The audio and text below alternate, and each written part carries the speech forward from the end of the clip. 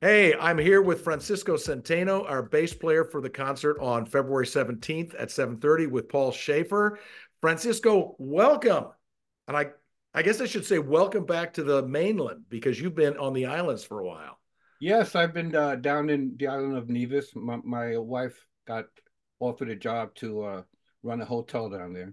Well, I'm glad we were able to get you out of the tropics to come up here in the middle of the winter. And, I can guarantee you with 100% accuracy that when you get to Annapolis, the weather will be perfect. Yes, I'll bring some warm weather down. Yeah, yeah, I don't miss the cold one, but I'll tell yeah. you that. No, it's well, Yeah, and it's February in Annapolis, so you just never know. It's like look out the yeah. window and 5 minutes later it's different. So Well, I'm looking forward to it. I love yeah, working with you. it's going to be great. Well, listen, one of the things, and I talked with Joe Caro the other day, who says hi to you and everybody My else. condolences. Yeah, exactly.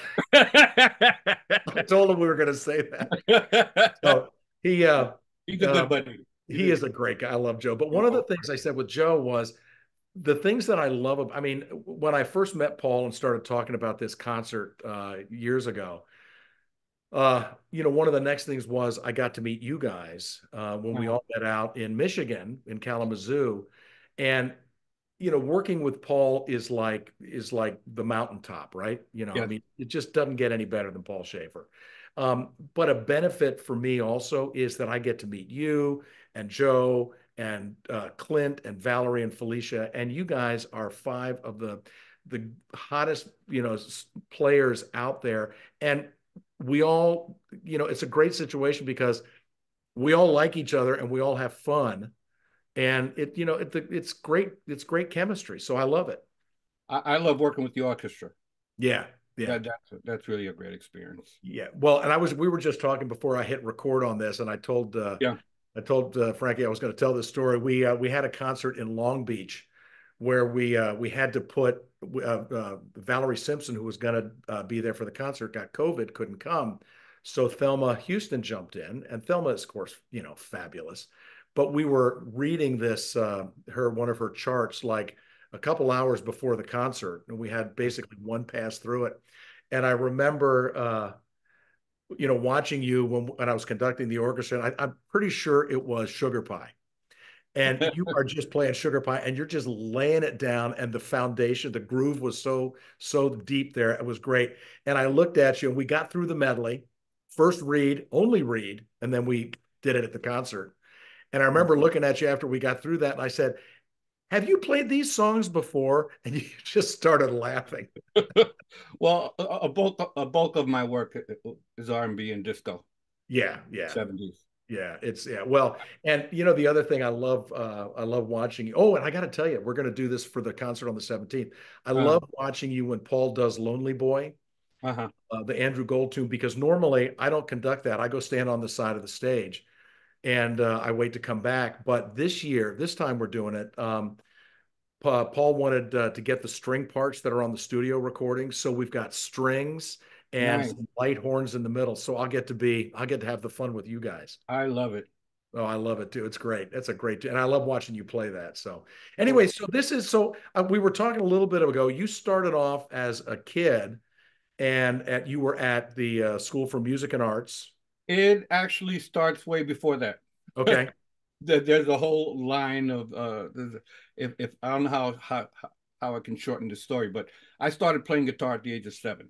right, My dad was a chef, right? But right, he wanted to learn how to play an instrument. right. Bought he bought I remember he brought home an accordion Okay. that lasted about 2 days before my mother threw it out. So he bought a guitar, At least and you he's didn't trying bring to a bagpipe yeah home. he's trying to teach himself guitar. So we had a guitar in the house. Now I have to a lot has to do with my brother Hector. He's 2 years older than I am.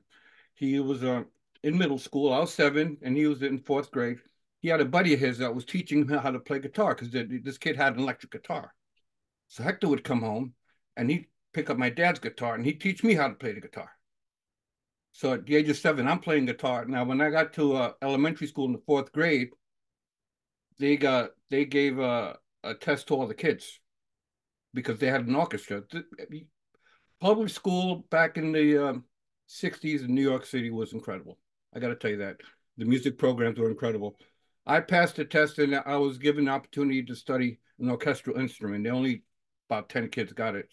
Said, do you want to play the bass, the violin, the viola, or the cello?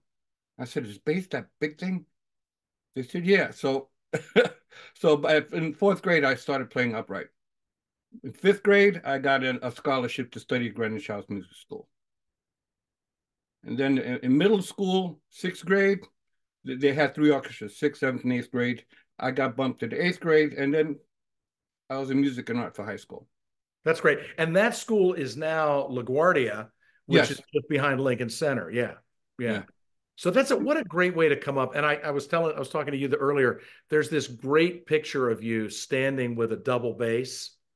Yeah. Um, That's seventh grade. Yeah. I love it. I just love the look on your face, man. It's just like there's just joy coming out of you, ready to make music. I love it. I got to tell you, my public school experiences really had a lot to do with me becoming a studio musician at the age of 15. Yeah. Well, and let's talk about that. So you started playing because Nick Ashford and Val Simpson of Ashford and Simpson, Yeah. obviously, they heard you guys playing and they wanted to record with, I hope I'm correct, No, you're correct. your Yeah. band from that high school. Yes. They heard you guys and were like, oh my God, This these this guys are is a great. story that could only happen in New York City. So Right. when I was in music and art, one of my classmates was Nat Adderley Jr. Right. His father's the famous trumpet player. Right. We started a band called Natural Essence. Okay. So we used to rehearse at Walter Booker's studio. Walter Booker was Cannon's, bass player. Okay. So this Right. was an So when you 87. talk about your friend Adderley, you're talking about his father, who is, The trumpet player. yeah, whose name Yeah. is, Nat Adderley. yeah, And his brother was Cannonball Adderley. Cannonball Adderley. Yeah, yeah. So, we had this band called Natural Essence. We used to rehearse up there. And one of the people that lived in the building was Ashford, Valerie, and Nick's publicist. Right. He would come down. It was a studio, listen to the music and Right. stuff. So Valerie had they wrote a lot of big hit records, and she was getting to be known as a singer. She had one solo album on Tamla. The second Right. solo album, Motown asked them to produce it. This was their Right. first production, and they didn't want to use the regular studio cats in New York. Right. They wanted to like young talent. So Dick Monica, the publicist, said, "You got to hear these kids, these high school kids in this band." And he set up an audition. It was Buddy Williams, who's very well known, Right.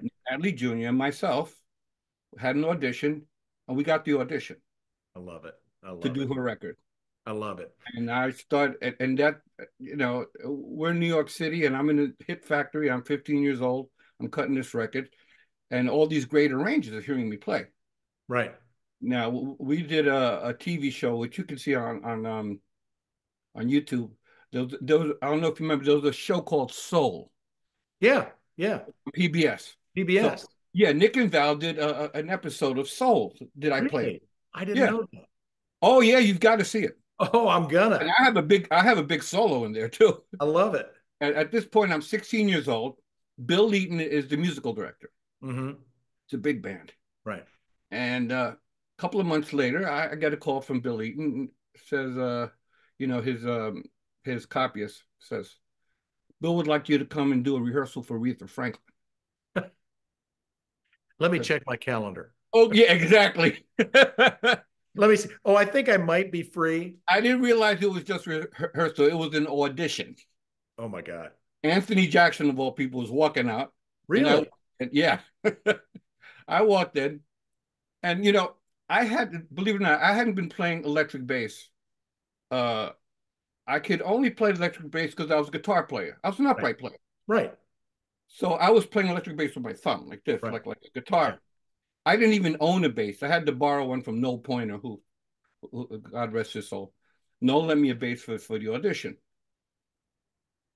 So I had a lot of technique back then. Right. And I used to play the electric bass like a guitar. Right. So I remember doing the audition, and Aretha was there, Arif Martin was there. I'm in Atlantic Recording Studios, and I'm playing. Blah, blah, blah. Bill Eaton comes up to me and says, "Frankie, you don't have to play everything you know in the first song."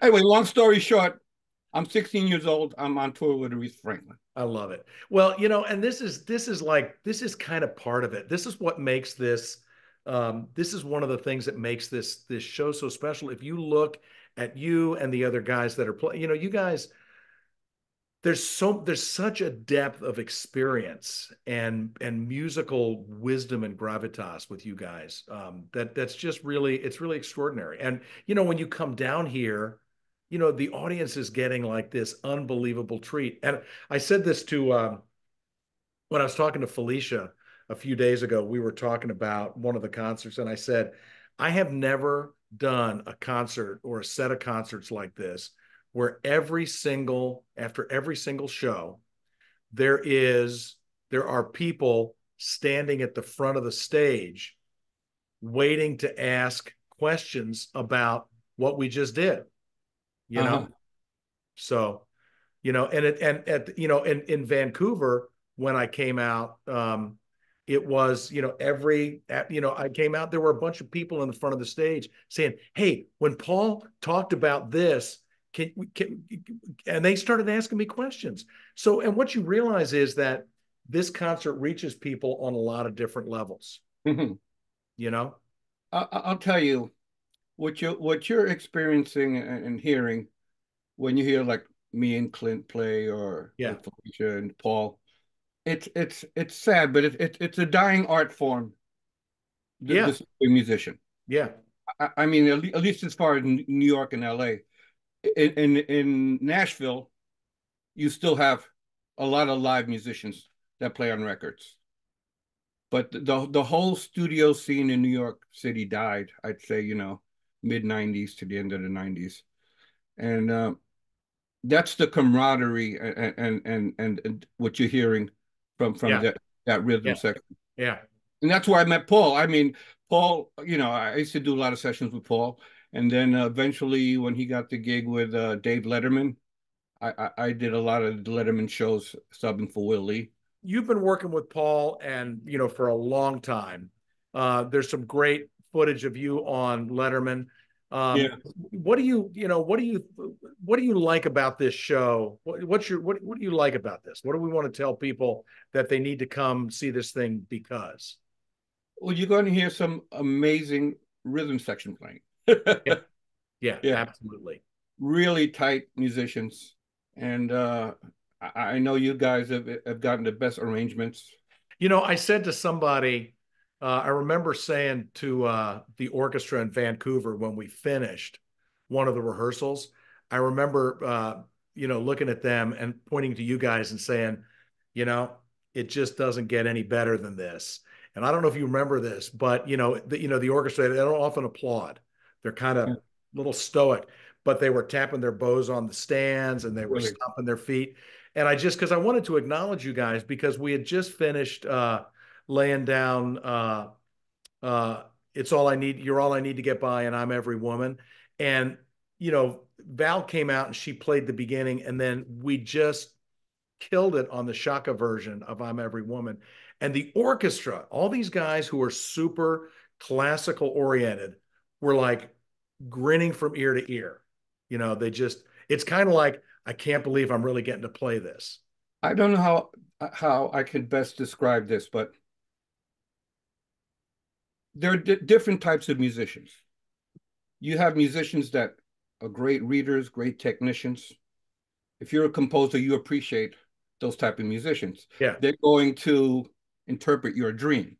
right, Now, I come from a school of musicians where we were expected not just to interpret, but also create. right, You right. see, on most of my sessions that I did, and I've done the movie scores, I've done Yeah, TV shows, but on a lot of the sessions, I was just given a chord chart, and so was the drummer and guitar player. It was like, here's the song, make something up, make something up, make it happen. make it sound good. So what you're hearing the difference that you're hearing from hearing, what I call basic, and I'm not insulting anybody. I mean, I have a lot of respect for musicians that are great technicians and all that kind of thing. Right. But you're hearing that extra spirit that's being put in there on a creative level. Yeah. Yeah. See, that's what you're hearing. That's what you're feeling. Yeah. Because lots of times I'll look at a piece of music, even if it's written out, and I'm saying it's only because I'm expected to Right. do it. What am I going to add to this Right. Right. from my spirit? Right. Right. You see, Yeah. so that's the energy that you feel like. Let's say when I play with Clint or with Valerie Sure. and Joe. That's when we see each other in the room, we're like, okay, it's like what football team. Yeah. How Yeah. how how are we going to win this Yeah. game? Well, and that's it. It's that collaborative thing. And it's the Yeah, thing that I think is so magic when we get to the concert. yeah, Felicia made a comment when I did one of these interviews with her a week ago. She was talking about Paul, but I also think this applies to everybody working on this project, myself included. She said, mhm. Paul, one of the things is that Paul is like got this encyclopedic knowledge of music. He does. Yeah. He can, I mean, literally, you can talk. We were talking about this Jimmy Webb piece we're doing on a concert with Thelma Houston. And Uh-huh. all of a sudden I said, there's this one little spot that sounds like, and he said, oh yeah. And we started talking about it. He knows who was playing on those sessions, Yeah. which, Yeah. Right. which is, but what Felicia said, and this is really stuck in my head, and I think it's something that I really think about with you, everybody, you, Joe, Clint, Felicia, Val. You guys are not only musicians, you're fans. And I think that that's important, that idea of not just loving music and being in music, but the fact that you're a fan. This is Mhm. something where you're really a fan. This is something, it's not just something you do, it's something that you just love and you want to do more of. It's like you can't get enough, you know? I agree with that. So, well, anyway, well, listen, this is going to be fun. I am so glad you're coming here. I can't So wait am to I. see you in person. And I hope this is the first of many times that you come here and we make music together in all sorts of ways because you're just amazing.